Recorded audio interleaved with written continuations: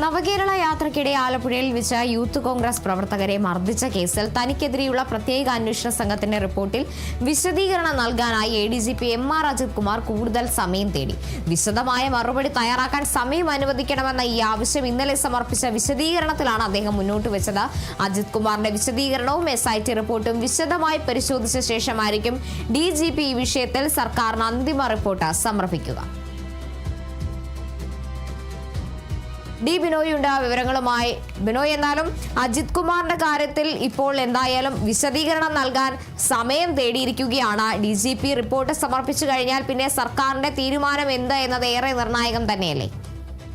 തീർച്ചയായും ഇപ്പോൾ അജിത് കുമാർ നൽകിയിരിക്കുന്ന പ്രാഥമിക വിവരങ്ങൾ അനുസരിച്ച് അദ്ദേഹത്തിന് ഒരു പങ്കും ഇല്ല. അതായത് ആലപ്പുഴയിൽ യൂത്ത് കോൺഗ്രസുകാരെ മർദ്ദിച്ച സംഭവവുമായി ബന്ധപ്പെട്ട് രേഖകളിൽ തിരുത്തൽ വരുത്തിയതിൽ ഒരു ഇടപെടലും അദ്ദേഹം നടത്തിയിട്ടില്ല എന്നാണ് MR അജിത് കുമാറിന്റെ പ്രാഥമികമായി DGPക്ക് നൽകിയ റിപ്പോർട്ടിൽ പറയുന്നത്. പക്ഷേ അത് ഒരു പൂർണ്ണ റിപ്പോർട്ടല്ല, അതിനും അപ്പുറത്തേക്ക് വിശാലമായ ഒരു റിപ്പോർട്ട് നൽകാൻ താൻ തയ്യാറാണെന്നാണ് MR അജിത് കുമാർ DGP അറിയിച്ചിരിക്കുന്നത്. ഇതിൽ പ്രധാനപ്പെട്ട ഒരു കാര്യം, MR അജിത് കുമാറിനെ സംബന്ധിച്ചിടത്തോളം MR അജിത് കുമാറിനെതിരെ വലിയ തരത്തിലുള്ള ആരോപണങ്ങൾ കഴിഞ്ഞ സർക്കാരിന്റെ കാലം മുതൽ, അതായത് കഴിഞ്ഞ സർക്കാരിന്റെ കാലത്തുണ്ടായ ഇത്തരത്തിൽ വലിയ തരത്തിലുള്ള ആരോപണങ്ങളുണ്ട്. അത് പ്രത്യേകിച്ച് പൂരം കലക്കൽ ഉൾപ്പെടെയുള്ള കാര്യങ്ങളുണ്ട്. അതിന് തൊട്ട് പിന്നാലെയാണ് ഈ യൂത്ത് കോൺഗ്രസ് പ്രവർത്തകരെ മർദ്ദിച്ച സംഭവത്തിൽ ഈ തിരിമറികൾ നടത്തിയത്.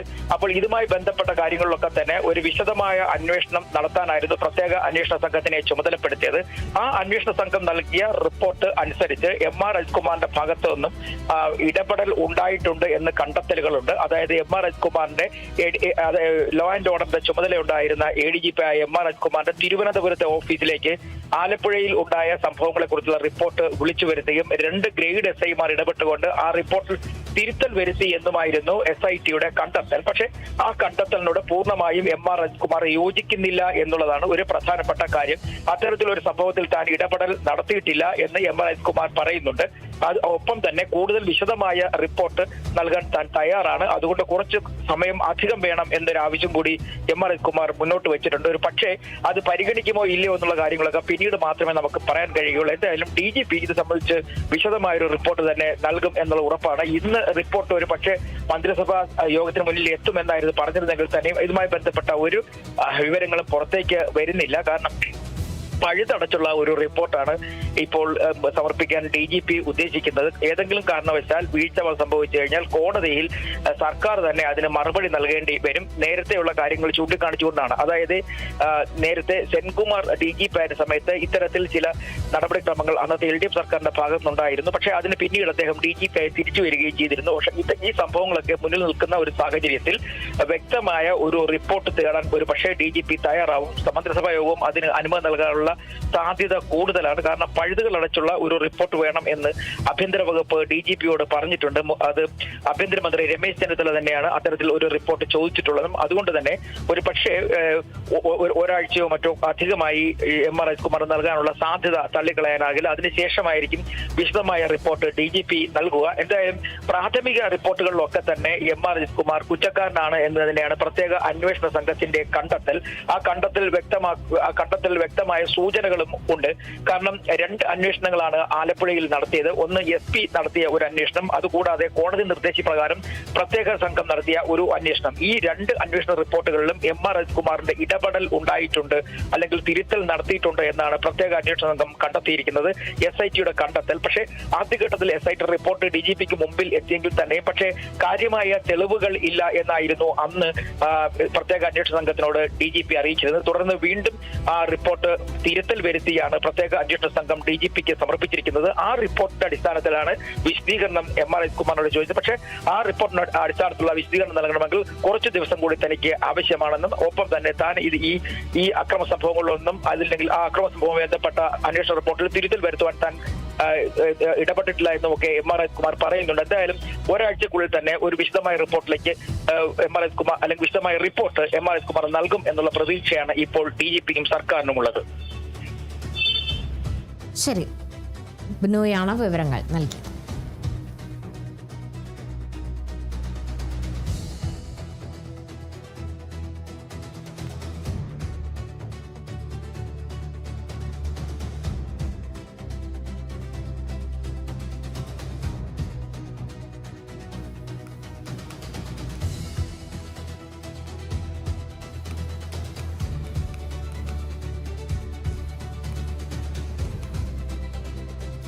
കോഴിക്കോട് എലത്തൂർ MLA വിദ്യാ ബാലകൃഷ്ണ വ്യാജ ഫോൺ കോൾ വന്ന സംഭവത്തിൽ സിം ഉടമയെ കണ്ടെത്തി.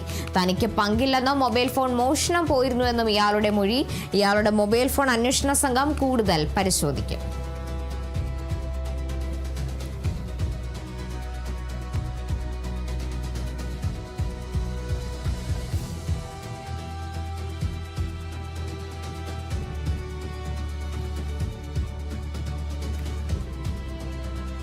റിയാസ് KMR ഉണ്ട് വിവരങ്ങളുമായി. റിയാസ്, എന്തായാലും ആ തട്ടിപ്പിന്റെ പിന്നിലെ ആളെ അല്ലെങ്കിൽ അതിന്റെ സിം ഉടമയെ ഇപ്പോൾ കണ്ടെത്തിയിരിക്കുകയാണ്. എന്നാൽ ഈ ഒരു സംഭവവുമായി ബന്ധപ്പെട്ട തനിക്ക് പങ്കില്ല എന്നൊരു മൊഴിയാണ് ഈ സിം ഉടമയുടെ ഭാഗത്തു നിന്ന് ഉണ്ടാകുന്നത്. എങ്ങനെയാണ് പോലീസിൽ നിന്ന് ലഭിക്കുന്ന വിവരങ്ങൾ?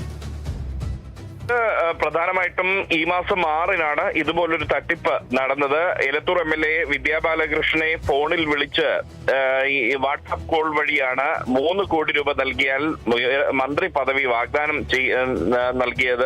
ഇനിയിപ്പോൾ കേരളത്തിൽ മന്ത്രിസഭാ പുനഃസംഘടന നടക്കാൻ പോകുന്നു എന്ന് പറഞ്ഞാണ് വിദ്യാ ബാലകൃഷ്ണൻ MLA കബളിപ്പിക്കാൻ ശ്രമിച്ചത്. എന്നാൽ ഫോൺ കോൾ നീണ്ടുപോയതോടുകൂടി വിദ്യാ ബാലകൃഷ്ണന് ഇതിൽ ഒരു തട്ടിപ്പ് മണക്കുകയായിരുന്നു. ഉടൻ തന്നെ അവർ പാർട്ടി നേതൃത്വത്തെ ബന്ധപ്പെട്ടു, വിവരമറിയിച്ചു. പ്രിയങ്ക ഗാന്ധി MP-യെ തന്നെ വിവരമറിയിച്ചു. അതിന്റെ അടിസ്ഥാനത്തിലാണ് വിദ്യാ ബാലകൃഷ്ണൻ കോഴിക്കോട് സൈബർ പോലീസിൽ പരാതി നൽകിയത്. തുടർന്ന് രൂപീകരിച്ച പ്രത്യേക അന്വേഷണ സംഘം ഡൽഹിയിലെത്തി നടത്തിയ അന്വേഷണത്തിനൊടുവിലാണ് സിം ഉടമയെ കണ്ടെത്തിയിരിക്കുന്നത്. സിം ഉടമയെ കണ്ടെത്തി അയാളുടെ മൊഴി ഈ പ്രത്യേക അന്വേഷണ സംഘം രേഖപ്പെടുത്തി. കോഴിക്കോട് സിറ്റി സൈബർ പോലീസ് ACP-യുടെ നേതൃത്വത്തിലുള്ള സംഘമാണ് ഇയാളുടെ മൊഴി രേഖപ്പെടുത്തിയത്. ആ സമയത്ത് സിം ഉടമ പറഞ്ഞത് തനിക്ക് ഈ തട്ടിപ്പിൽ പങ്കില്ല, തന്റെ ഫോൺ മോഷണം പോയതാണ്, കളവ് പോയതാണ്, ആ ഫോൺ ഉപയോഗിച്ച് മറ്റാരോ നടത്തിയ തട്ടിപ്പാണ് എന്നാണ് ഈ സിം ഉടമ പോലീസിന് നൽകിയ മൊഴിയിൽ വ്യക്തമാക്കുന്നത്, പ്രത്യേക അന്വേഷണ സംഘത്തിന് നൽകിയ മൊഴിയിൽ വ്യക്തമാക്കുന്നത്. എന്നാൽ ഇയാളുടെ വാദം, ഇയാളുടെ മൊഴി ഈ പ്രത്യേക അന്വേഷണ സംഘം പൂർണ്ണമായും മുഖവിലേക്ക് എടുത്തിട്ടില്ല.